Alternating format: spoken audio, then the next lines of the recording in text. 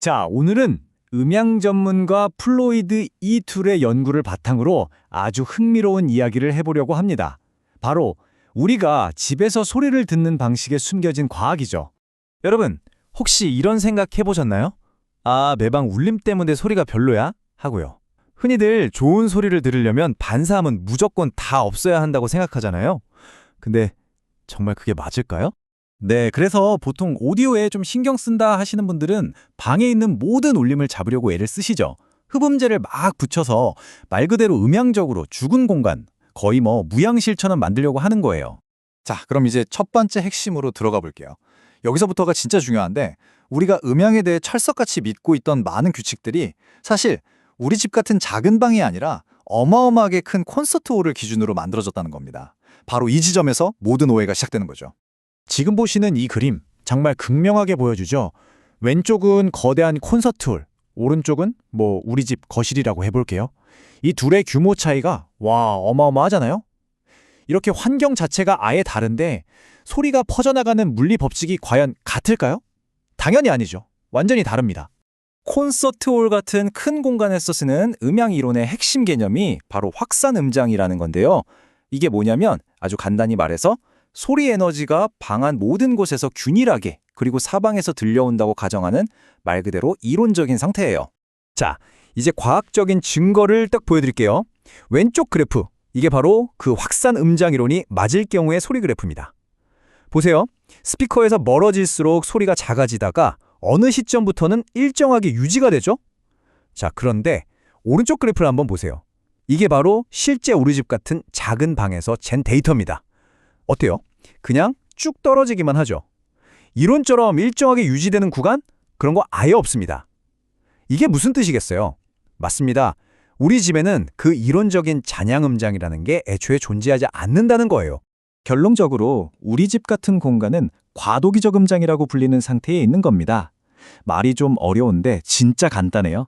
그냥 딱 이거 하나만 기억하시면 됩니다. 우리는 언제나 스피커에서 귀로 바로 꽂히는 직접음이 여기저기 부딪혀서 오는 반사음보다 훨씬 더 강력한 구역에서 소리를 듣고 있다는 사실이요. 자, 지금까지는 방의 물리적인 특성에 대해 이야기했잖아요. 이제부터는 진짜 마법 같은 이야기로 넘어가 보겠습니다. 바로 심리음향학, 우리 뇌의 이야기입니다. 사실 최고의 오디오 프로세서는 비싼 장비가 아니라 바로 우리 머릿속에 있거든요. 이게 무슨 말이냐면 우리 귀는 그냥 소리를 받아들이는 마이크가 아니라는 거예요. 그리고 우리 뇌는 이건 정말 상상 이상으로 정교한 신호 처리 장치, 슈퍼컴퓨터 같은 겁니다. 그래서 마이크로 측정한 데이터랑 우리가 실제로 듣는다고 느끼는 건 하늘과 땅 차이일 수밖에 없어요. 바로 그 뇌의 슈퍼파워 중 하나가 이 선행음 효과라는 겁니다. 이게 뭐냐면 우리 뇌가 수많은 소리 정보 중에서 가장 먼저 귀에 도착한 소리에 딱 집중해서 소리가 저기서 나는구나 하고 위치를 파악하는 능력이에요. 그리고 조금 늦게 도착하는 반사음들은 그냥 무시하는 게 아니라 원래 소리에 자연스럽게 섞어서 하나의 소리로 합쳐버려요. 정말 대단하죠? 이 과정을 한번 순서대로 따라가 볼까요? 자, 첫째, 스피커에서 나온 직접음이 내 귀에 가장 먼저 도착합니다. 둘째, 뇌가 0.001초 만에 오케이, 소리는 저쪽 하고 방향을 딱 고정시켜요. 그리고 셋째, 벽이나 천장에 부딪혀서 잠시 후에 도착한 반사음들은 이 직접음이랑 하나로 쓱 합쳐집니다. 그래서 결국 어떻게 될까요? 넷째, 우리는 이 모든 걸 그냥 하나의 깔끔한 소리로 인식하게 되는 겁니다. 저명한 심리음향학자인 옌스 블라워트의 말처럼 우리 청각 시스템 자체가 반사음 같은 왜곡들을 알아서 걸러내고 소리의 본질, 즉 음색을 파악하도록 설계되어 있다는 거예요. 정말 놀랍지 않나요? 자, 그럼 이제부터가 이 이야기의 진짜 하이라이트입니다. 일종의 대반전이라고 할 수 있죠. 지금까지 적이라고만 생각했던 그 반사음이 사실은 우리의 친구가 될 수도 있다는 놀라운 사실을 파헤쳐 보겠습니다. 바로 이 그래프에 모든 해답이 들어 있습니다. 자, 집중해서 한번 보세요. 맨 아래에 있는 이 검은색 실선, 이게 바로 우리 뇌가 방금 반사음이 있었던 것 같은데 하고 겨우 감지하는 수준이에요. 자, 그런데 저 위에 있는 점선들, 이만큼이나 레벨이 커져야 비로소 반사음이 막 짜증나는 메아리처럼 들리면서 시끄러워 하고 방해가 되기 시작하는 지점입니다. 이 둘 사이의 갭, 이 간격이 보이세요? 정말 어마어마하게 넓죠? 그 차이가 무려 30데시벨 이상입니다. 이게 얼마나 큰 차이인지 감이 오시나요? 한마디로 반사음이 우리에게 문제로 인식되려면 우리가 그걸 겨우 감지하는 수준보다 훨씬 더 커져야 한다는 뜻입니다. 그러니까 적절한 초기 반사음은 사실 우리에게 선물을 주는 거나 마찬가지예요. 공간이 더 넓게 느껴지게 만들고요. 소리가 펼쳐지는 무대, 즉 사운드 스테이지를 더 크게 확장시켜줍니다. 또 미묘한 울림을 더해서 소리를 훨씬 풍성하게 만들어주고 심지어는 말소리를 더 또렷하게 들리게 만들어주기까지 합니다. 우리가 알던 상식이랑은 정말 정반대죠?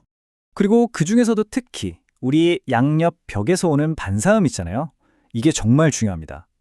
보통 사람들이 제일 먼저 없애려고 흡음재를 붙이는 곳이 바로 이 옆벽인데 사실 이 반사음이야말로 우리를 소리로 감싸는 듯한 공감감과 현장감을 만드는 데 가장 결정적인 역할을 하거든요.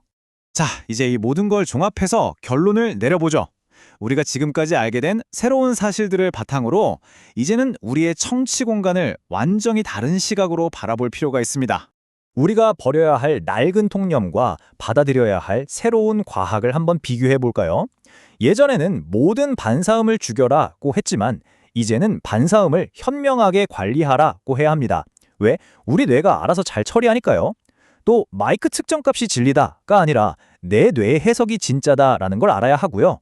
마지막으로 방이 문제다라고 탓하는 대신 방은 내 오디오 시스템의 일부다라고 생각해야 합니다. 결국 우리가 추구해야 할 목표는 소리가 답답하게 꽉 막힌 먹먹한 방이 아니라는 겁니다. 그게 아니라 우리의 놀라운 청각 능력과 시너지를 일으키면서 함께 작동하는 그런 균형 잡힌 공간을 만드는 것. 이게 진짜 목표가 되어야 합니다. 이건 정말 놀라운 말인데요. 무려 1959년에 제임스 보여라는 사람이 남긴 말입니다. 만약 방에 엄청난 음향 처리를 해야만 스테레오 소리가 제대로 들린다면 그건 방이 아니라 장비나 녹음 자체에 문제가 있는 거다. 와, 수십 년 전에 이미 본질을 꿰뚫어 본 거죠. 어쩌면 우리는 방을 탓하기 전에 스피커나 음원 자체를 먼저 돌아봐야 하는 건 아닐까요? 그래서 마지막으로 여러분께 이 질문을 던지면서 마무리하고 싶습니다. 우리가 애꿎은 방만 고치려고 애쓰는 대신에 처음부터 내 방과 가장 잘 어울리고 내 방의 특성을 잘 살려주는 그런 스피커를 선택해야 하는 건 아닐까요? 어쩌면 좋은 소리를 향한 진짜 지름길은 거기에 있을지도 모릅니다. 여러분의 생각은 어떠신가요?